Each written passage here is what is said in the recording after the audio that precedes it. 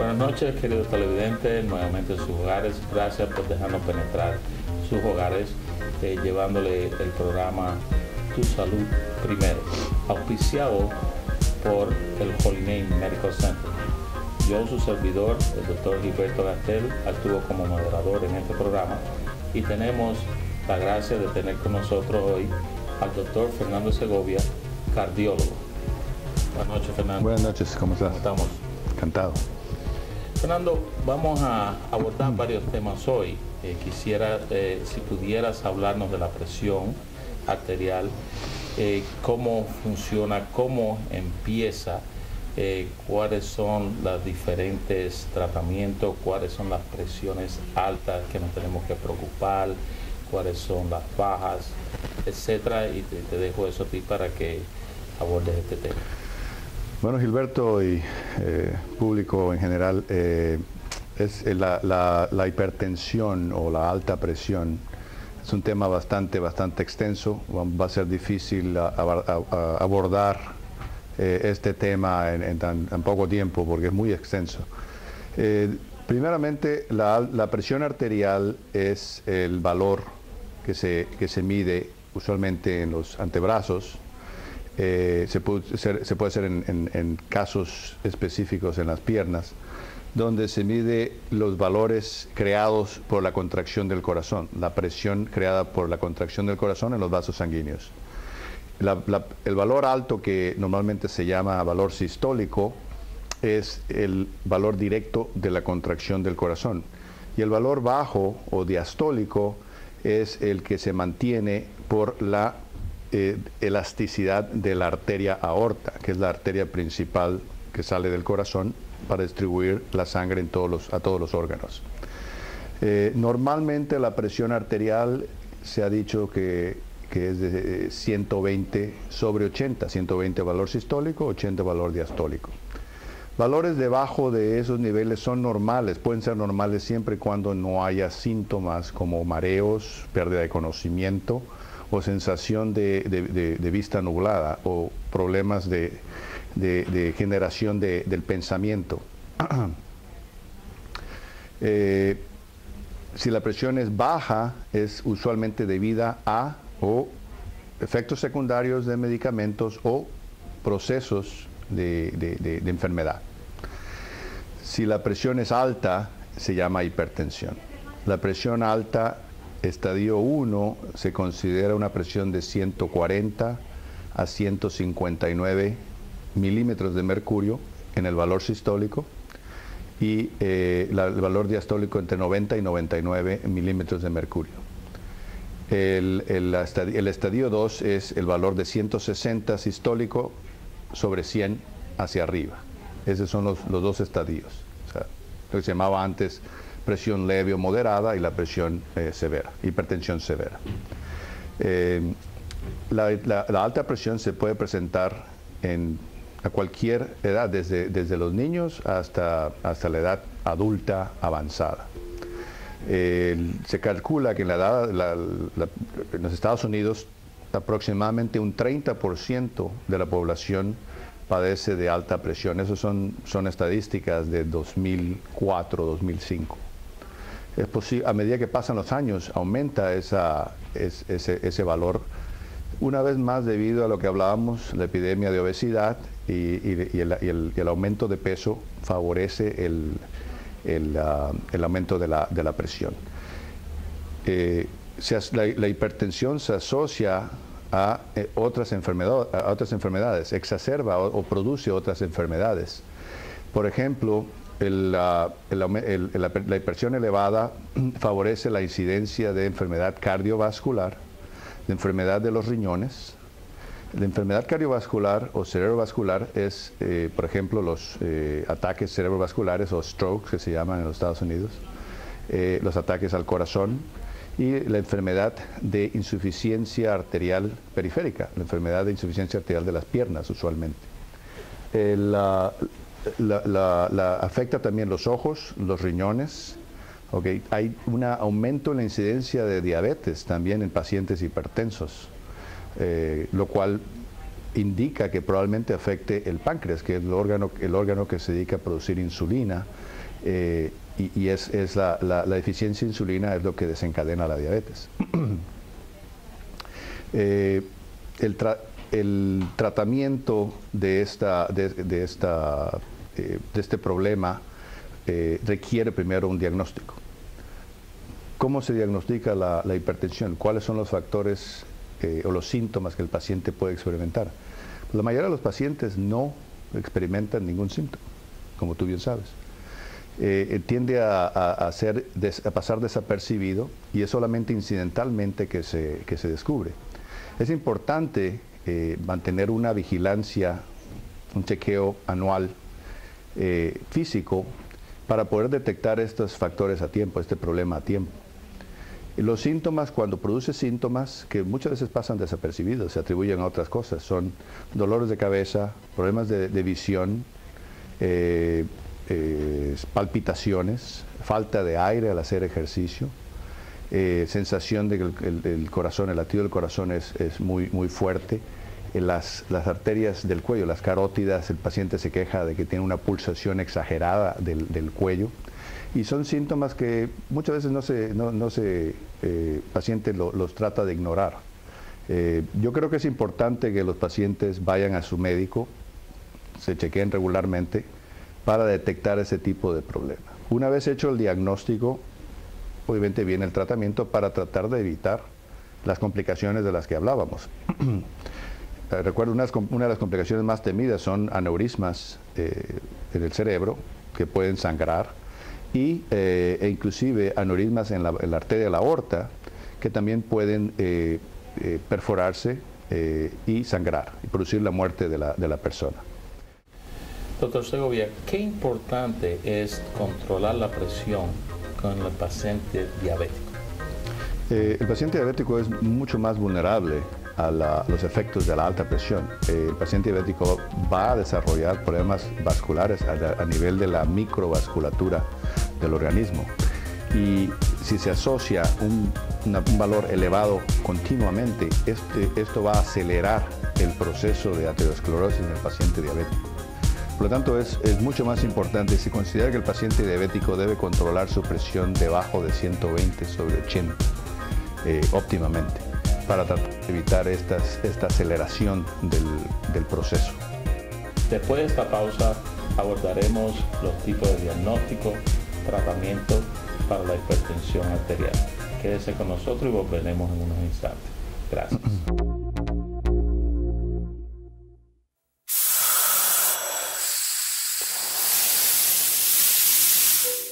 La hipertensión es una enfermedad que ataca en silencio. Evita trastornos en tu salud que afecten tu calidad de vida. Visita a tu médico, que es el experto, y mide tu tensión con regularidad. La salud está en tus manos. ¿Qué cómo cuidarte? Aliméntate bien, desayuna. Es la fuente de energía para comenzar el día. Ejercítate, pasea o camina. Protege a tu corazón. Controla el estrés. Date tu tiempo. Comparte con tu familia y amigos. ¿Qué cómo cuidarte? Come ricas frutas y vegetales. Hidrata tu cuerpo. Haz deportes, salta, patina o baila. Derrota las adicciones. No te lastimes. Sé grande. Sé valiente. Fumar más de 7 cigarrillos por día genera efectos vasoconstrictores. Por eso, el fumador presenta impotencia 50% más que el no fumador. El 80% de los hombres que consultan por trastornos sexuales son fumadores, más hombre o menos. Como prometidos, estamos aquí de vuelta con ustedes con el doctor Segovia, abordando los temas de hipertensión en este programa Tu Salud Primero, traído a ustedes por Holguín Medical Center. Fernando, para llegar a diagnosticar la hipertensión arterial, ya sabemos que vas al médico, te hacen el proceso de las presiones, etcétera, pacientes que van con síntomas, otros sin síntomas. Pero tú como cardiólogo que ves ya al paciente que viene ya con medicinas puestas de los otros doctores, ¿qué métodos qué tipos de tratamiento tú conllevas a este paciente, por ejemplo, para la hipertrofia ventricular, para prevenir, como estamos diciendo, un aneurisma, las disecciones, etcétera. Sí, sí dentro de la evaluación inicial, no solamente con el cardiólogo, con el médico internista, hay que determinar si ha habido ya daño en los órganos debido a la alta presión. Por ejemplo, en los riñones, un examen de orina para ver si hay eliminación excesiva de proteína, la proteinuria, que eso es algo importante en el paciente hipertenso. El examen físico tan básico como tomar la presión, ver cambios en el fondo de ojo, en las arteriolas de la retina, que hablan de un proceso de hipertensión por un tiempo determinado. Otros exámenes para examinar los órganos claves en la afección de la alta presión es obviamente el ecocardiograma o el ultrasonido del corazón para establecer, número uno, el grosor del músculo del corazón. Si el grosor del músculo del corazón, que usualmente es algo uniforme del ventrículo izquierdo, mayor de 1.1 centímetros de diámetro, del grosor, habla de hipertrofia ventricular.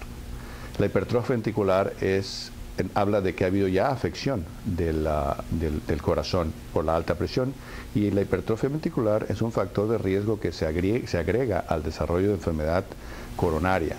El ventrículo en los estadios tardíos de la hipertensión, pacientes mal controlados o que ya han tenido ataques al corazón, se ve que el corazón se dilata, hay debilidad en las paredes del corazón y la efectividad o contractilidad del corazón disminuye. Eso desencadena o va a desencadenar, que es uno de los efectos de la alta presión, insuficiencia cardíaca o fallo cardíaco, que es un problema serio en estos momentos. Esto se puede prevenir con el tratamiento adecuado. Esa básicamente es la utilidad del ecocardiograma. Se recomienda también hacer una evaluación de las carótidas, del grosor de la pared de la carótida, para establecer si la pared de la carótida se ha engrosado, a pesar de que no tenga placa. Simplemente medir el grosor de la carótida para ver si ha aumentado de densidad. Eso es una evaluación también de los efectos de la alta presión, y el paciente que se ve que tiene este proceso en desarrollo, en esos pacientes hay que ser más agresivos para el control de la presión, el colesterol, diabetes, etc. El siguiente paso es la evaluación con una prueba de esfuerzo o stress test. Una prueba de esfuerzo regular, el paciente que puede caminar en la banda mecánica, es muy útil no solamente para muchas veces complementar el diagnóstico de alta presión. El paciente que hace ejercicio, el paciente con normotenso, con presión arterial normal, su presión se va a elevar, pero se va a elevar de una forma muy gradual hasta un límite. 10 milímetros de mercurio por cada estadio de 3 minutos en la banda, pero usualmente 10 a 15 milímetros. El paciente que empieza con una presión en la frontera de alta y normal, uno no está seguro si tiene alta presión. Entonces, al ponerlos en la estera, si vemos que esa presión se dispara a 200, 220 milímetros de mercurio en los primeros 3 minutos de ejercicio, ese paciente muy probablemente tenga hipertensión, a pesar de que no lo haya demostrado en reposo. Ese paciente debe de empezar el tratamiento también, probablemente. Esos son básicamente los estudios iniciales.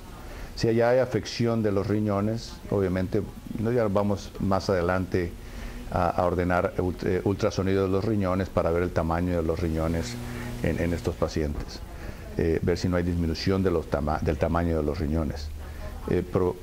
Se recomienda también, si el paciente tiene síntomas de claudicación, de dolor en las pantorrillas al caminar, al subir escaleras o al caminar en cuesta arriba, eso habla de problema de deficiencia circulatoria en las piernas, y eso habla de arteriosclerosis. La arteria renal, que es tan importante, sabemos, como tú acabas de mencionar, la proteinuria, que es la proteína en la orina, y también con sangre en la orina se manifiesta también.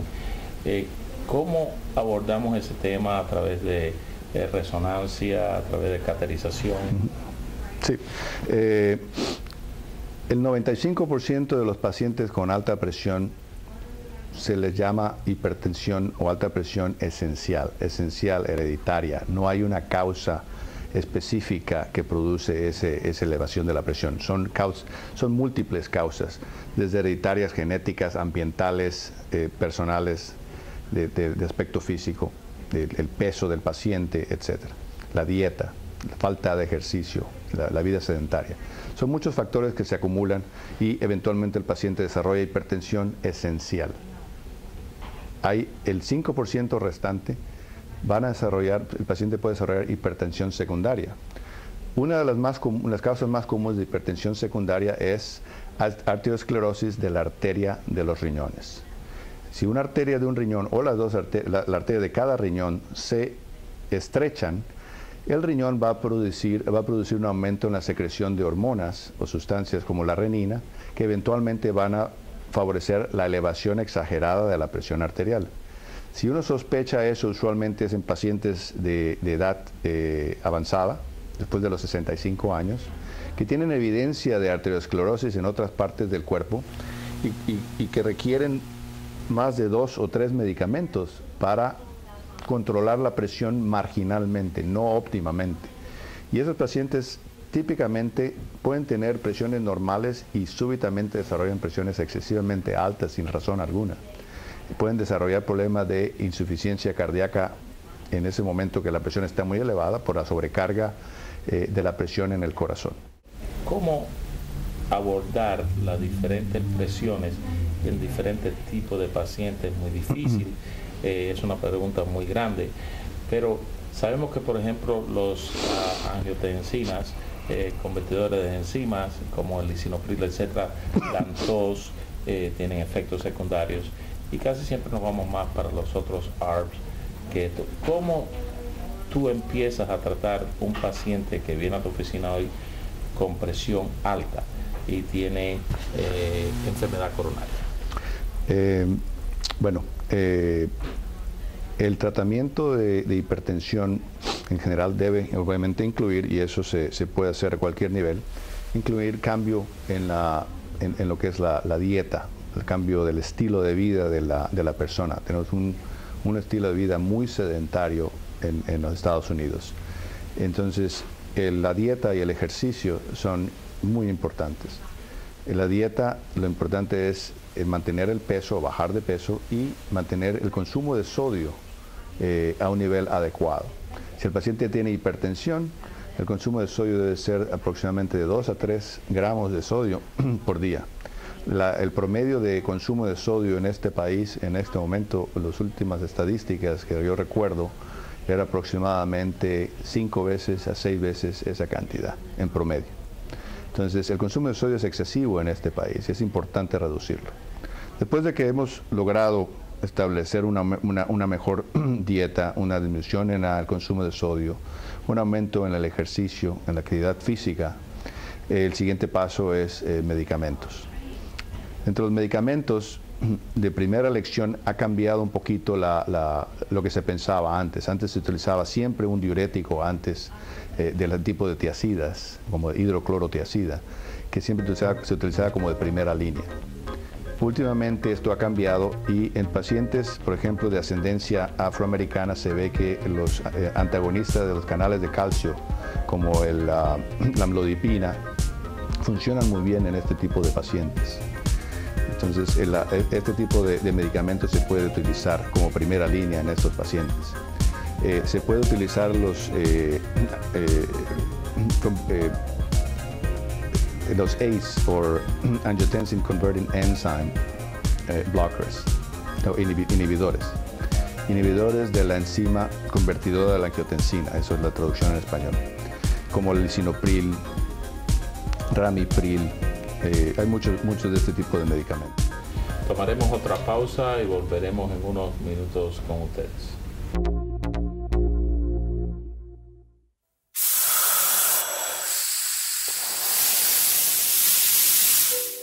La hipertensión es una enfermedad que ataca en silencio. Evita trastornos en tu salud que afecten tu calidad de vida. Visita a tu médico, que es el experto, y mide tu tensión con regularidad. La salud está en tus manos. ¿Que cómo cuidarte? Aliméntate bien, desayuna, es la fuente de energía para comenzar el día. Ejercítate, pasea o camina, protege a tu corazón. Controla el estrés, date tu tiempo, comparte con tu familia y amigos. ¿Que cómo cuidarte? Come ricas frutas y vegetales. Hidrata tu cuerpo. Haz deportes, salta, patina o baila. Derrota las adicciones. No te lastimes. Sé grande. Sé valiente. El consumo de cigarrillos entre los jóvenes ha crecido exponencialmente. La publicidad vincula el consumo del cigarro con deportes extremos y actividades recreativas. Si fumaras, no serías capaz de trepar montañas, manejar un Fórmula 1 o cruzar desiertos. Tu cuerpo y tus pulmones no podrían tolerarlo. Decile no al cigarrillo.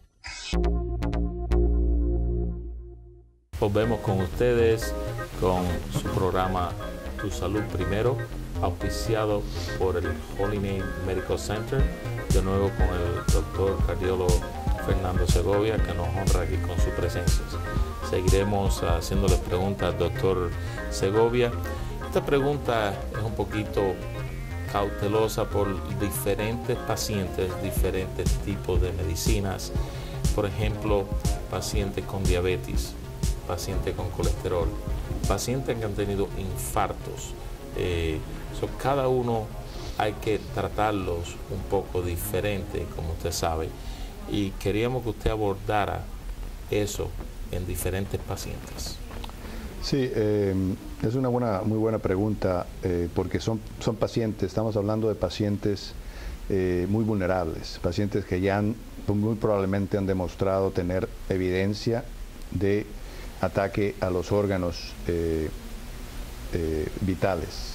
Paciente con un stroke, con un accidente cerebrovascular, ¿okay?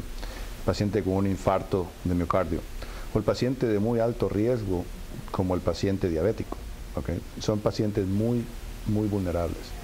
En esos pacientes hay que ser mucho más agresivos. El paciente diabético, por ejemplo, es importante tratar de mantener su función renal, porque la combinación de diabetes y alta presión van a afectar finalmente o acelerar la afección de los riñones a nivel microvascular. Aparte del control adecuado de la diabetes, el ejercicio, la dieta, etcétera, hay que utilizar medicamentos específicos como los inhibidores de la enzima convertasa, que son los ACE inhibitors, lisinopril, ramipril, quinapril, etcétera. O en combinación inclusive con ARBs,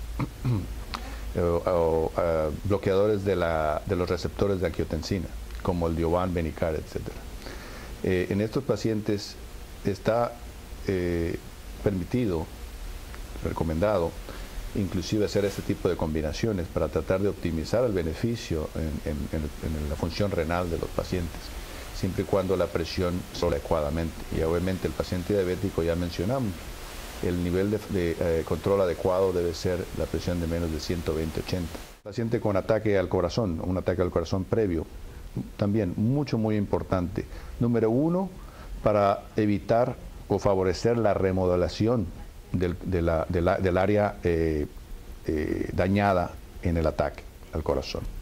El área que sufrió el ataque al corazón, el área del corazón que está dañada, tiene que cicatrizar, y la mejor manera para cicatrizar es evitando esa sobrepresión, ese sobreaumento en la presión arterial, que va a poner un aumento de presión en esa área y va a tener o puede tender al desarrollo de aneurismas o dilataciones globulares de esa área del corazón, lo cual eventualmente va a disminuir la sobrevida de ese paciente significativamente. Por eso es muy importante. Y una vez más, los receptores los bloqueadores de de la angiotensina, los bloqueadores de los receptores de la angiotensina son importantes, y los bloqueadores en el paciente después de un infarto del corazón son muy importantes para aumentar o prevenir otros eventos y aumentar la sobrevida del paciente en estos casos. ¿Qué opinión tiene usted sobre el estudio de Hope Study, que es el estudio de la esperanza hecho por el Ramipril, que es el Altase,